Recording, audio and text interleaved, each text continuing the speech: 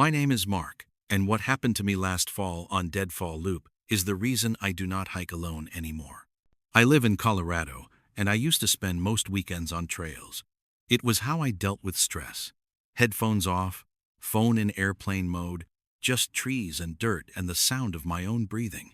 I always told people that the woods felt safer than the city. That was before I met the man in the blue jacket. Deadfall Loop is a 22-mile trail that cuts through a section of national forest about 2 hours from Denver. It is not a famous trail. It is not on the tourist lists. The loop goes out along a ridge, drops into a valley, follows a creek for a while, then climbs back up. There are no official campsites, just a few flat spots where people sometimes throw down tents. I decided to do it as a one-night backpack solo trip near the end of October. The forecast was clear and cold. I had the days off. My friends were busy, and honestly, I liked the idea of having the trail to myself. The parking lot at the trailhead was empty when I got there. It was a cracked patch of asphalt with a faded sign and a rusty bear-proof trash can. The air had that thin chill that means winter is close. I signed the little trail registry at the information board, wrote my name and the date, and that I planned to complete the loop in 2 days. I should have noticed that the last entry before mine was over a week old. The first few miles were beautiful. Aspens were half bare, and their leaves made a golden crunch under my boots. The trail climbed steadily. My pack felt good. I did not see another person. No other cars had passed me on the way in. It was exactly the kind of quiet I had wanted. Around midday, I stopped at a viewpoint where the trees opened up on one side, and you could see the valley below. It was empty forest and rock for miles. I ate a sandwich, took a photo, and almost turned my phone on to see if I had any signal. I decided not to. That choice still bothers me. A few bars of service might have changed a lot. I started walking again, and that was when I realized I no longer felt alone. It was not a sound at first. It was just a feeling at the base of my neck, like eyes on my back. I told myself I was being dramatic. The woods creaked. Squirrels churned around in the leaves. Wind pushed branches together. I adjusted my pack and kept going. 20 minutes later, I heard it. A footstep that was not mine. When you hike enough, you get used to the rhythm of your own movement. The crunch of your boots lands in a steady beat. Branches snap when you step on them. Your trekking poles click on rocks. This sound did not line up with mine. It came a half beat after, like an echo with weight. I stopped. The forest went still. I listened. My heart sounded loud in my ears. A jay called once, harsh and sudden, then went quiet. I waited another full minute. Nothing moved. I told myself it was probably a deer, maybe an elk. I had seen both on trails before. Animals freeze when you stop and then go back to moving when they decide you are not a threat. I started walking again. The sense of being watched stayed. I made it another mile. The trail curved around a rocky outcrop on the ridge. On the far side, half hidden in the trees, there was a man. He stood just off the trail in a gap between the pines. Early middle age maybe. Dark beard, old baseball cap, faded blue jacket zipped to his throat. He was turned toward me, but not quite facing me. His eyes were on the ground like he had been studying something, and I had surprised him. I jumped a little. My brain had been ready for animals, not a person. He did not smile. He did not wave. He looked at me with this flat expression that I did not understand. No flicker of surprise, no friendliness, just a kind of careful blankness. I said, "Hey," did not know anyone else was out here. He nodded once and looked past me down the trail, like he was checking to see if someone was behind me. "Just me," I added. He stared at my pack for a second, then said, "You doing the whole loop?" His voice was low and flat. No accent, just clipped. "Yeah," I said. "One night out." "You?" He shrugged. "Maybe. Just walking." Something about the way he said walking made the hair on my arms lift. It was a normal word, but it felt wrong in his mouth. We stood there too long. I expected him to step onto the trail or move on. He stayed where he was, half in shadow, eyes on me like I was a puzzle he did not trust.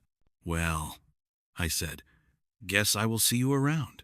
He had no pack, No water bottle, no visible gear at all. He nodded again but did not answer. I walked past him with my eyes forward. Every step felt exposed. I could feel his gaze on my back. When I rounded the next bend, I almost broke into a jog. I made myself slow to a fast walk. Running in the mountains is how you twist an ankle or catch a root. I told myself a dozen reasons for why he might be out there. Maybe he was from one of the small towns nearby and knew a side trail. Maybe his camp was just off the ridge where I could not see it, with water and gear. Maybe he hunted and had stashed stuff in the woods.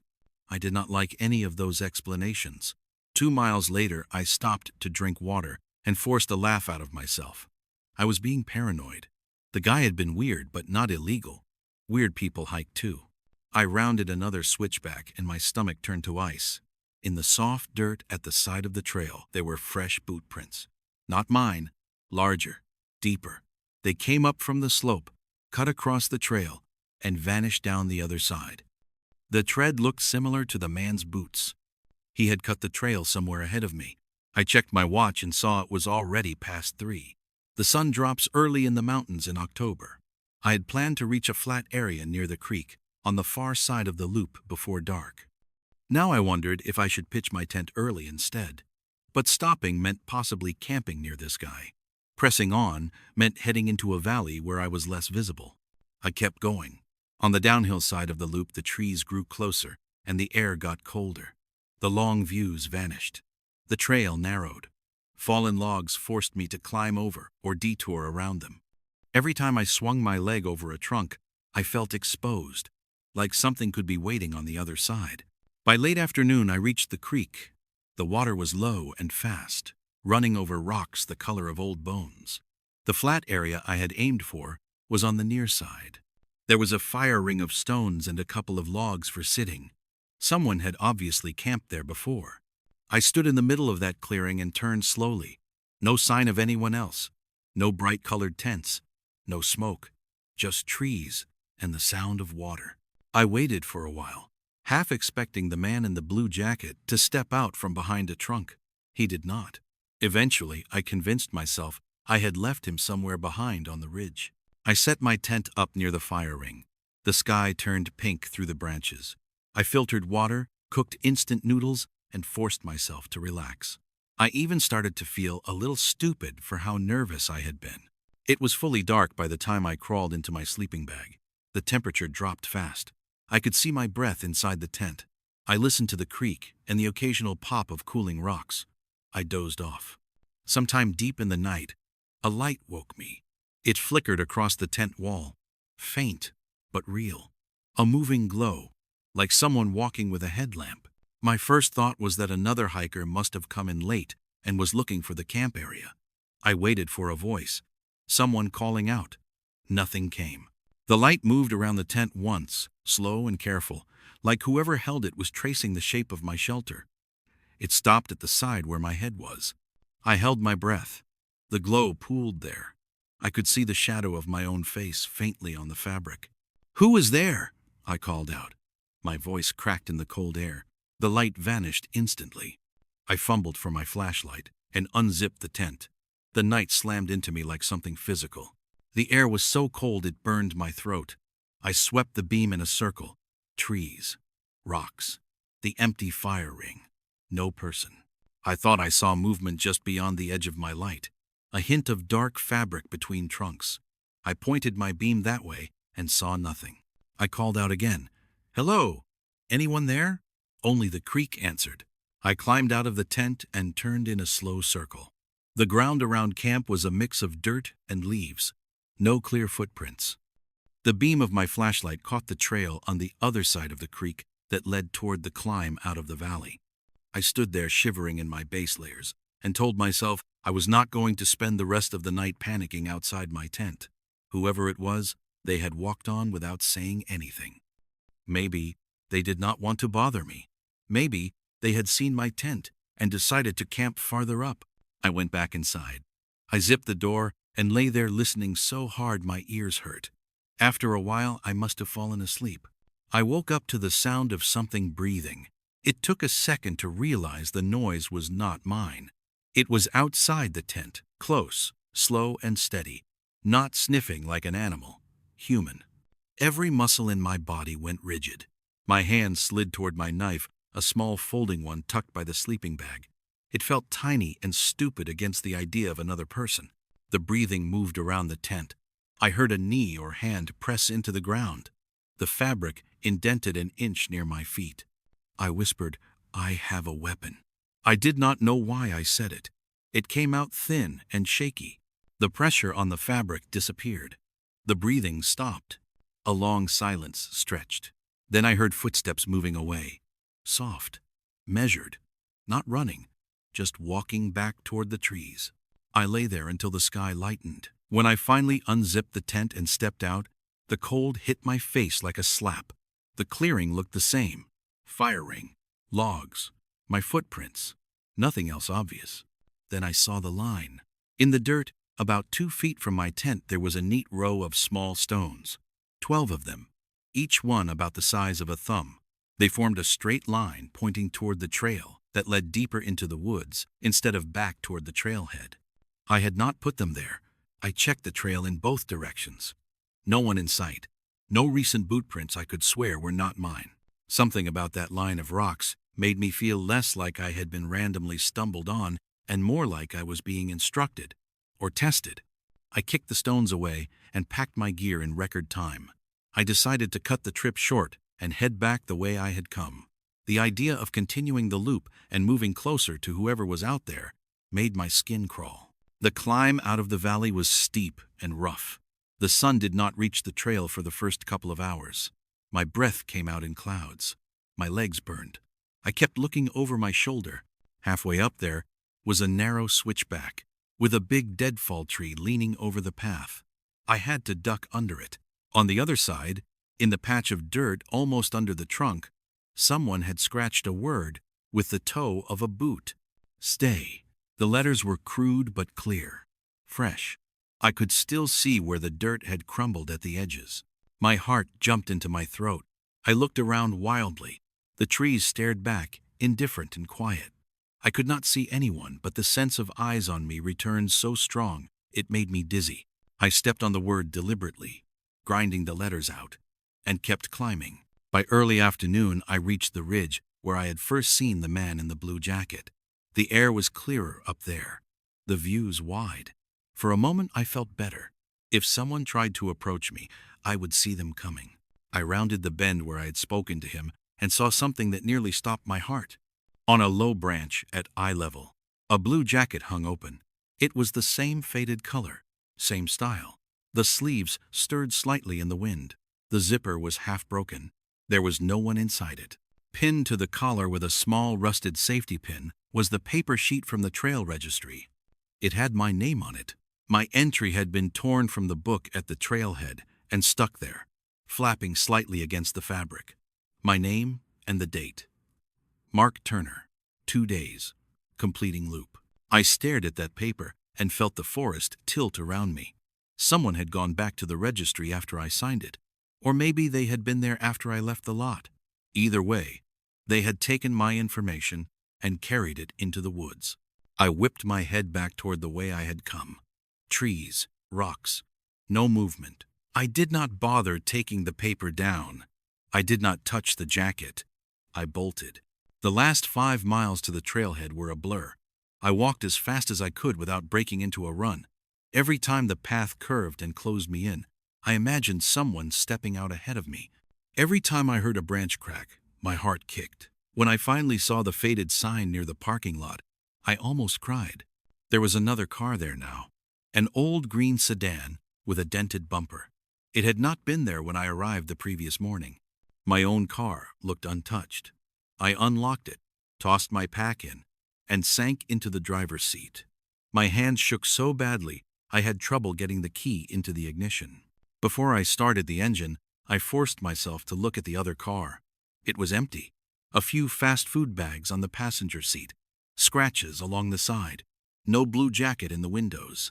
The trail registry box had its lid closed.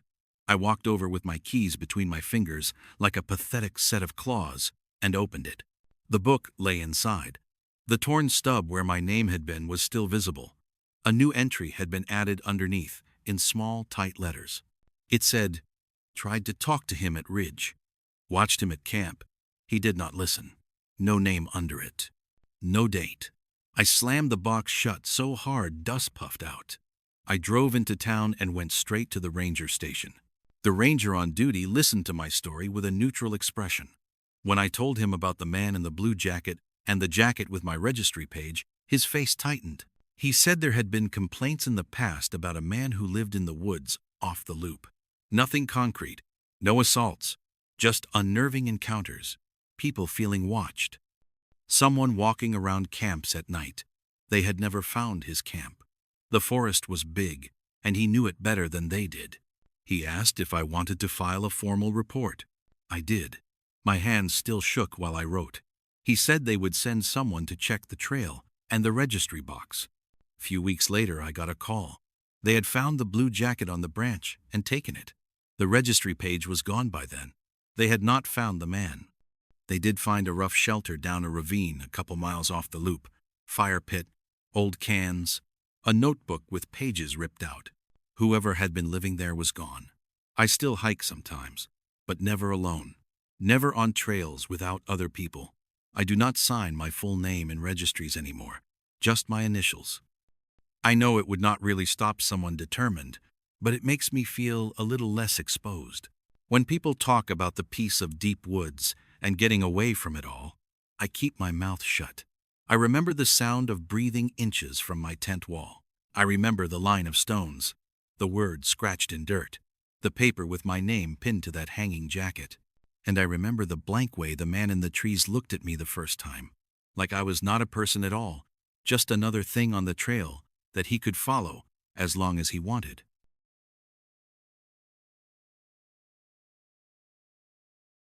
My name is Jason, and I used to love hiking alone on long forest trails. What happened in Carter Hollow last spring changed that for good. I live in western North Carolina, and there is this long-distance trail that cuts through the national forest near my town. It crosses old logging roads, creeks, and ridges for miles. Most people do short sections. A few times a year, I pick a long day and try to push a 20-mile out and back just to clear my head. The Park Service had posted online about a new connector that would cut a loop through a place called Carter Hollow. It looked like it would turn my usual 16-mile route into 17 or 18. I liked the idea of seeing a part of the forest I had not been through before, so I picked a Saturday in April and planned the hike. The morning of, the parking lot at the main trail access had only one other car, a white pickup with hunting stickers on the bumper. It was early, a little after 7. The air was cool and there was still mist hanging in the trees. There was a sign at the start of the trail with a laminated sheet stapled to it. It said the Carter Hollow connector had been flagged but not fully cleared. It warned about fallen trees and faint tread. It did not say anything about it being unsafe, just that it was still rough. I signed the trail log at the box beside the sign. Name, date, planned route. I wrote Jason Miller, main trail to mile 8. Carter, Hollow connector. Return. It felt like overkill, but I always sign those things. I liked the record of being out there. The first part of the hike was familiar. The main trail rolled through hardwood forest, then climbed a ridge and dropped to a creek. I passed the white blaze marks on trees that I had followed a dozen times before. I did not see anyone else. About 6 miles in there was a handmade wooden arrow nailed to a post that said Carter Hollow in black marker. It pointed down a narrower path that turned off the main trail and dropped into a deeper stand of pines. The new connector. I checked my map. The line on the screen showed the connector making a long curve through the hollow and rejoining the main trail near the 8-mile mark. It looked straightforward. I turned onto it and started down. The air changed almost immediately. It got cooler and still. The path was there, but barely. Just a faint thread of dirt between ferns. Pink and orange flagging tape hung from branches every so often. Someone had walked through and tied those ribbons to mark the route, just like the park notice said. About 10 minutes in, I saw something that did not fit. One of the flagging ribbons was tied in a neat bow around a cluster of twigs set upright in the middle of the trail like a little marker. Underneath it, pressed into the soft dirt, was a boot print. It was fresh. The edges were sharp, not crumbled by time or rain. Bigger than mine. Deep.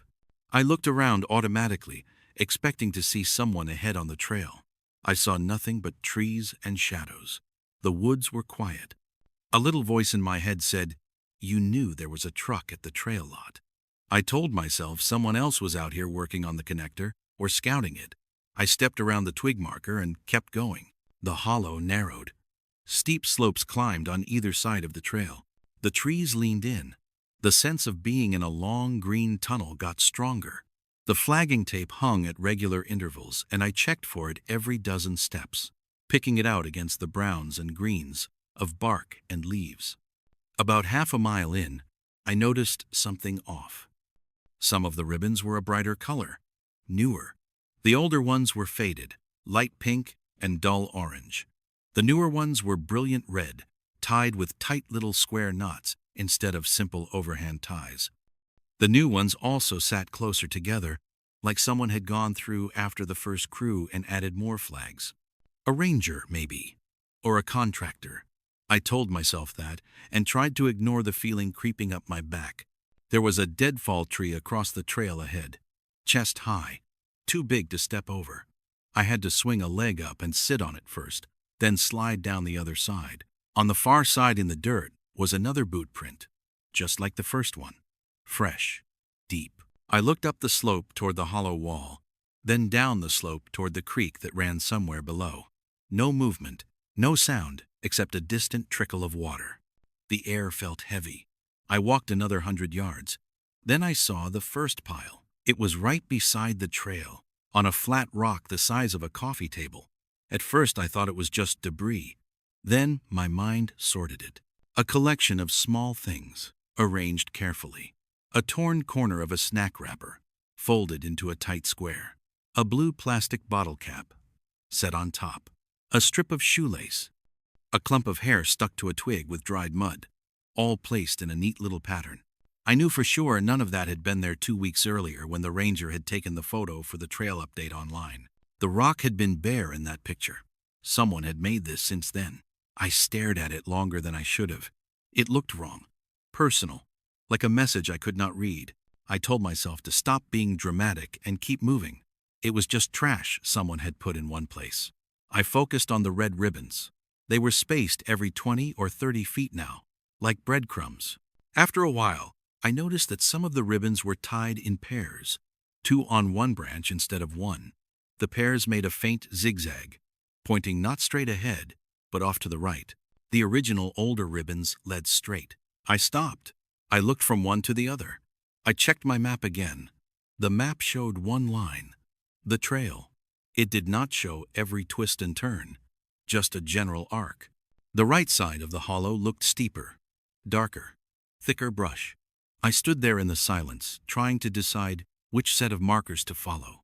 My gut said the old faded ones were from the crew that cut the trail in the first place. The new bright ones could be official, or they could be from anyone. I looked back the way I had come. The woods behind me looked identical to the ones ahead. I had that weird sensation of distance stretching, like I would walk the other way for hours and find myself right back here. I chose the old ribbons. I followed the original line, ignoring the new pairs that angled off.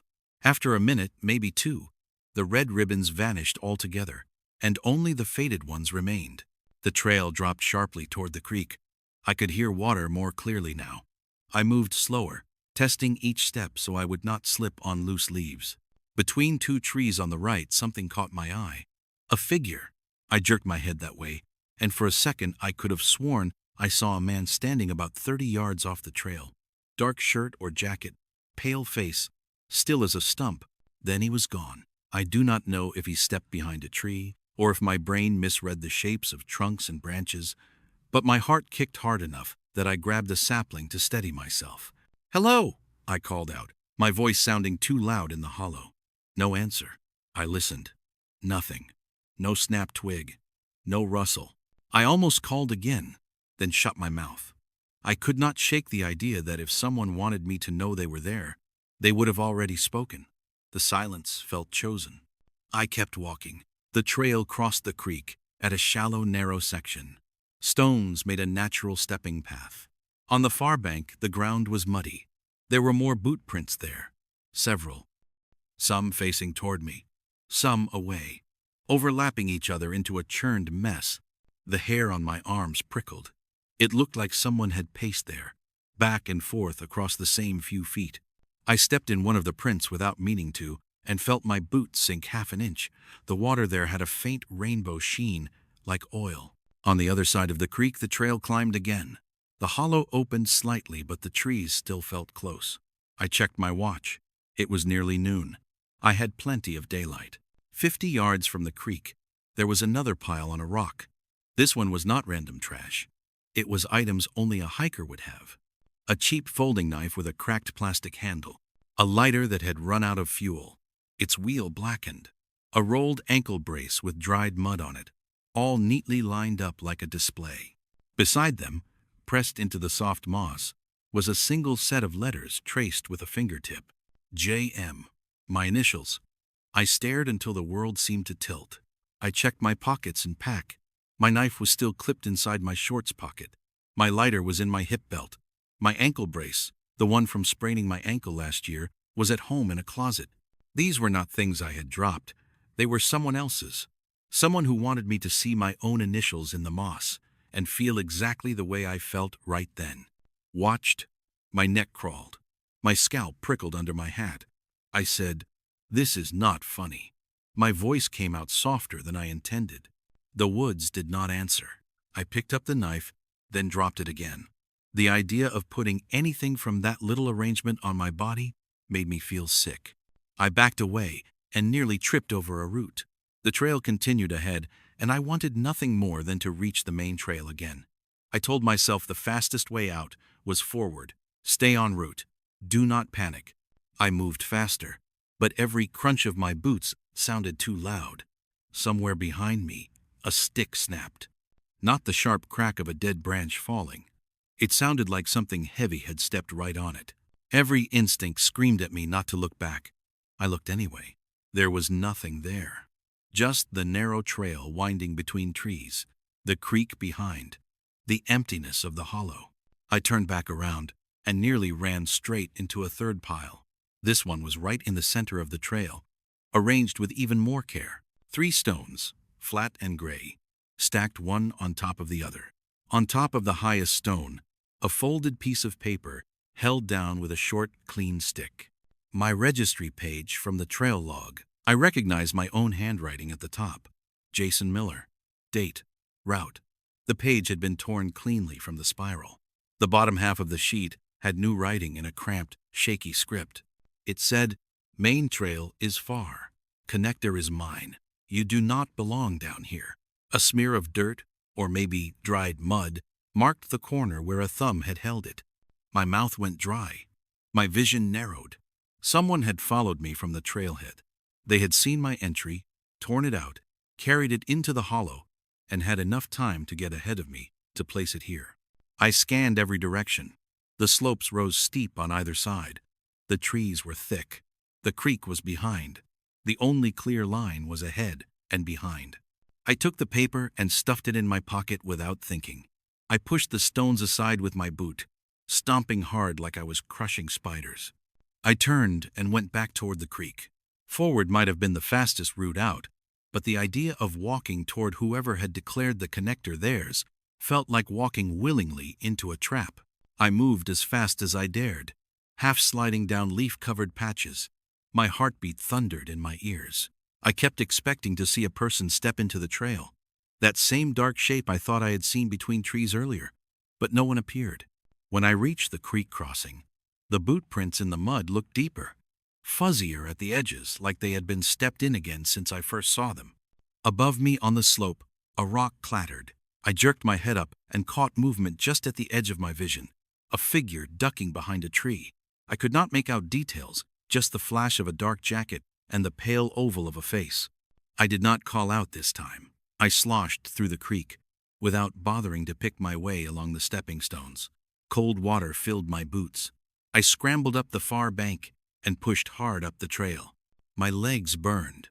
My lungs hurt. My pack felt twice as heavy. Every few minutes I heard something behind me. A footstep, a rustle, a stone rolling, always just far enough back that I could not see the source when I turned. When I reached the junction, where the newer red pairs of ribbons had branched away from the old faded ones, I stopped dead. All of the faded original ribbons were gone. Only the bright red ones remained, tied neatly, leading right, deeper into the hollow. The branches where the old ribbons had been were bare except for little shreds of torn plastic fluttering like wounds. Whoever had followed me had used the time between my passing and my return to strip the original markers. The way I came in was not marked anymore. The new route, the one I had chosen not to take, was now the only clearly flagged path. For a second I stood there numb. Then I forced myself to breathe and look at the ground. The dirt still held my own tracks. A thin, pressed line where my boots had passed through before. Those tracks led off in the direction of the old route. Faint, but visible. I decided right there that I would rather bushwhack out by following my own footprints than trust anything this person had flagged. I followed my prints as best I could. Every time I lost them on dry leaves, I stopped, scanned, then picked them up again where the soil went soft or the tread had pressed into a root or rock. Behind me, once, I heard low laughter. Not hysterical, not cackling, just a single amused sound, too distant to place exactly. I did not turn around. The hollow walls slowly opened, and the light changed. The trees grew taller and farther apart. The air moved more. The sense of being in a compressed space eased. When I finally stepped back onto the main trail, I almost dropped to my knees. The white blazes on the trunks looked like the safest thing I had ever seen. I did not stop. I did not eat. I did not drink. I walked the 6 miles back to the lot at a pace that left my calves cramping. The white truck was still there. As I came around the last bend, I saw a man leaning against the tailgate with his arms crossed. He wore a dark jacket, faded cap, old hiking boots. My heart leaped into my throat. For a second I thought he was the one from the woods, the one I had never clearly seen. He lifted a hand. His face was open and tired. A normal face. "You, Jason?" he asked. I stopped several yards away. "Yeah." He nodded toward the trailhead sign. Ranger called. Said someone tore up the new connector and might be messing with hikers. Asked if I could wait around for you. Make sure you came back. I am volunteer patrol. He held up a laminated card on a lanyard. It had his name on it. Dan Cooper, Trail Steward. Big green logo. There was a radio on the truck bed beside him. "You were on the Carter Hollow route, right?" he asked. I nodded. My throat felt tight. "Yeah." I did not finish it. "Good," he said. "You should not. Not today." He told me that a week earlier, a couple had reported strange things on the connector. Piles of items. Someone watching from the trees. The rangers had pulled the public notice about the trail and were planning to close it until they could check it out. The laminated sheet just had not been taken down yet. He asked if anyone had approached me. I told him about the piles, the registry page, the ripped-out ribbons. When I pulled the folded sheet from my pocket and handed it over, he sucked in a breath. "This matches the last one," he said. "Last one." He said 2 weeks before, another hiker had come out of the hollow pale and shaking, with a page just like mine. Same handwriting, different message. The rangers had walked in with him after that and found a rough camp near the far end of the connector. Tarps, cans, a pile of trail debris.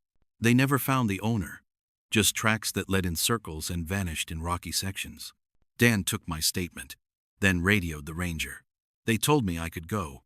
They would call if they needed more information. I drove home with my hands trembling on the wheel. That night, I dreamed I was back in the hollow, standing over that second pile, staring at my initials in the moss. Except this time, when I looked up, the man was not between trees, at a distance. He was standing on the trail 5 feet away, arm outstretched, holding new red ribbons between his fingers like bait. I woke up with my heart pounding. The Carter Hollow connector is closed now. The park site lists it as unsafe and blocked. People still talk about it in town. Some say it was just a strange drifter who moved on. Others think it is someone local who knows the forest too well, who gets off on the control of changing routes and watching people panic. When I see flagging tape in the woods now, I pay attention to how old it is. I look at who put it there. I do not trust every bright, helpful marker like I used to, because somewhere in those trees, on some rough little route off a main trail, someone decided a piece of public land was theirs. They took a pen to a trail registry and turned my name into a target. They walked ahead of me, behind me, around me, and I never saw them clearly. I only saw the signs they left, the piles, the notes, the red ribbons cutting paths that were never meant to exist, and my initials scratched into the forest floor like a promise that they had picked me out of all that empty quiet just because I chose the wrong day and the wrong shortcut.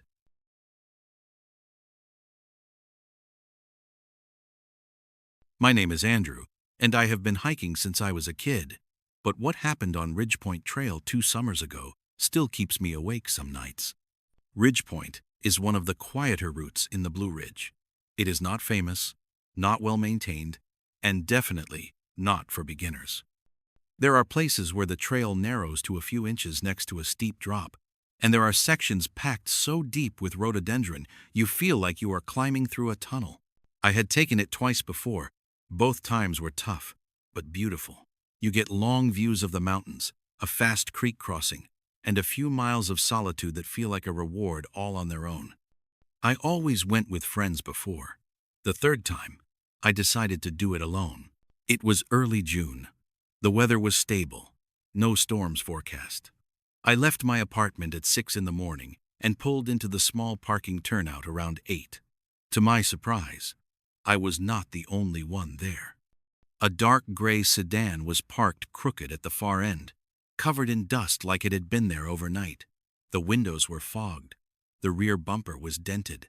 There were empty energy drink cans in the grass next to it. I assumed it belonged to another hiker, or maybe someone camping somewhere off the trail.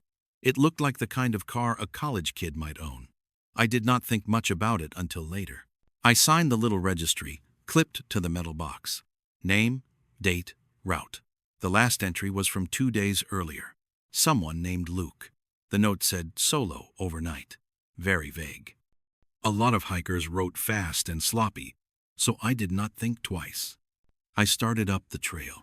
A couple miles in, I reached the ridge. The air always feels different up there. Thinner, dry, with the kind of silence that almost rings in your ears. You can walk for 20 minutes without hearing anything louder than your own footsteps.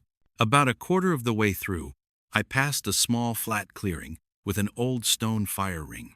Someone had camped there recently. The ashes were fresh gray, not wet or old. There were footprints in the soft dirt too. I noticed them because the tread did not match mine. Deeper, bigger. Hikers pass each other all the time. So I shrugged it off. Around the 4-mile mark, the trail dipped into heavier forest. The light there gets darker even when the sky is bright. Ferns grow waist high. It feels like a place things can hide. I walked fast through it, partly because I wanted to get to the creek crossing before noon, partly because that section always makes me feel watched. About halfway through those trees, I saw something that made me stop. A small blue sleeping bag was lying unzipped on the side of the trail. At first I thought someone had dropped it, but when I got closer, I saw it had been placed neatly, not tossed, placed. The fabric was dirty and damp, and the end near the zipper had a tear, like it had been ripped open quickly. Something about the way it lay there made the hairs on my neck go up. I crouched down and looked at it. The fabric near the tear was pinched inward, like handprints had pulled at it. I checked the trees on either side. Nothing moved. No birds. No wind. A little voice in my head said, "Someone left this here on purpose." I stood and walked on, slower now, listening for anything behind me. My boots sounded too loud. My breathing did too. When I reached the next patch of open ridge, I felt the sun on my shoulders and let myself relax a little. That was when I heard it. Not footsteps. A voice. It was faint, drifting from the trees behind me. A single word, I think. Something like, "Hello." Not a shout, not scared, just a quiet call. I froze and waited for it again. Nothing. I turned around and stared into the shadowed tree line. The longer I looked, the more convinced I became that someone was standing back there, just out of view. I told myself to stop imagining things. I forced myself forward. The trail narrowed as it approached the creek. I could hear rushing water in the distance, fast and bubbling. I focused on that sound and kept moving. The next thing I found was a torn piece of a map. It was pinned to a tree branch with a short wooden twig pushed through it like a crude tack. The edges were frayed. The plastic coating was scraped. I recognized it immediately. It was the same type of waterproof map the Park Service sold at the visitor center. Someone had circled Ridgepoint Trail on it in red ink. The name Luke was written next to the circle. Under it, scribbled hard enough to dent the paper, were 3 words: "Not going back." My stomach dropped. I looked around again. The creek was maybe 100 yards ahead. I could hear it clearly now. The air felt cooler. I kept the torn map piece and shoved it in my pocket even though it made my hands shake. I crossed the creek on a fallen log. On the far side, I noticed more footprints in the mud. Same wide tread as before. Fresh, heading deeper into the woods. The trail after the creek gets steep. It climbs through scattered boulders, and then along a narrow ledge. I was breathing hard by the time I reached the midpoint. And that was when I saw the first sign. It was a tree. A tall, old pine with a wide trunk. Something had been carved into the bark recently. The cut marks were still pale. "Help me." I have seen messages carved by hikers before. Names, initials, random jokes. This did not look like any of those. The letters were jagged, uneven. Some too deep, others shallow. Like they had been carved fast, with shaking hands. I reached out and touched the bark. It was cold. A metallic clink sounded somewhere behind me. I spun around. Nothing. The trail behind me was empty. The trees stood in a long line of shadows. My shoulders tightened so hard it hurt. Something was wrong on Ridgepoint. Something had gone wrong before I got there. I kept walking. Every few minutes I stopped and listened. I kept thinking I heard someone matching my steps from farther back. When I stopped, the sound stopped. At mile 8, the trail dipped toward a marshy patch before the final climb. I stepped over roots and logs, trying not to look down too long because I did not want to see footprints again. But I saw something worse. A backpack. It sat upright on a rock beside the trail. The fabric was muddy. The straps were torn. One of the zippers had been yanked open so violently the teeth had snapped. I recognized the brand. It was the same one sold in the small outfitter near the visitor station. I stepped closer and saw a patch sewn on the top flap. A name. L.M. Luke. The name from the registry. I unzipped the top. Inside were a few crushed granola bars, a crushed water filter, and a notebook. The notebook was bent, the cover wet. I opened it. Only 2 pages had writing. The first page said, "Saw him again. He is following me. He will not talk." The next page had a shaky line down the left side and a smear of dirt across the bottom. In the middle, written in capital letters so deep the pencil had torn the paper, were 5 words. "He sleeps in the trees." I closed the notebook fast and shoved it back inside the pack. My heart felt like it was beating in my throat. This was not a lost hiker leaving random trash. This was someone leaving evidence. Evidence of what I did not want to guess. I backed away from the backpack and almost tripped over a branch. When I turned to catch myself, I saw movement up on the ridge, above the swampy area. A dark figure, tall, still, facing me. I blinked hard. When I opened my eyes again, it was gone. But the feeling stayed. The exact same feeling I had when I found the sleeping bag, when I found the map, when I heard that faint voice. Someone was watching me. I stopped trying to make myself believe it was my imagination. I turned around and started heading back toward the creek. Every 10 or 15 seconds I glanced behind me. Nothing. Nothing. Nothing. Then, at one point, I saw branches sway like someone had just passed through them. No wind, just motion. I picked up my pace. By the time I reached the creek again, I was practically jogging. The water splashed up into my boots as I crossed the fallen log. My breath came fast and shallow. On the far side, I stopped for a second. I listened. At first there was only the creak, then the softest crunch, leaves being pressed underfoot, slow steps, measured. Not running, following. I started moving again, fast. I saw the tree with "Help Me" carved again. I passed it without slowing, past the torn map, past the sleeping bag now lying half off the trail where it had slid. The ridge section felt like it stretched forever. The sun was high, but the air felt colder. My hands were shaking so hard I kept missing my water bottle strap. Somewhere behind me, I heard a snapping sound, like a branch giving under weight. I started running. Branches whipped my arms. My pack slammed against my back. I could not hear anything but my own boots and my pulse pounding. When the parking lot finally came into view, I almost cried out loud. The gray sedan was still there. The windows were fogged again, but now I noticed something else. The driver's side door was open. Just a crack, but open. I slowed only enough to see if anyone was inside. There was a wallet on the passenger seat, a phone on the floor, clothes piled in the back. The driver's seat was empty. The keys were still in the ignition. I ran to my own car and got inside. I locked the doors. I turned the engine on so fast I nearly flooded it. Before I pulled away, I forced myself to look at the tree line one last time, just to be sure. At first I saw nothing but shadows. Then a shape stepped out from behind a trunk, tall, thin, wearing what looked like an oversized dark jacket, head tilted slightly to one side, like he was studying me. He did not move toward the lot. He just stood there, watching. I felt like I was frozen to the seat. My hands were shaking on the steering wheel. I could not see his face clearly. It was too shadowed, but I saw enough. He was not surprised to see me, not confused, not lost. He was waiting. I tore my gaze away and slammed the gas. Gravel kicked up behind me. I did not look in the rearview mirror until I reached the main road. When I finally called the ranger station that afternoon, they told me an officer would meet me at the lot. They found the sedan still there, but no sign of Luke. The last registry page under his name was checked. The ranger confirmed he had not returned. They asked if I wanted to give a statement. I did, but I left out one thing.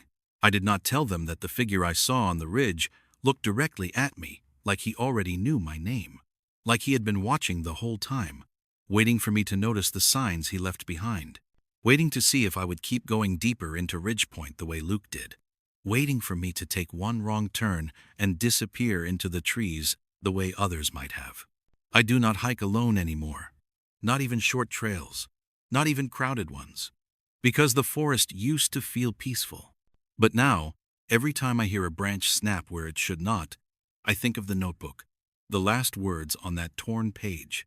He sleeps in the trees, and sometimes, late at night, I swear I hear soft steps outside my apartment window, slow and measured, like someone who has all the time in the world.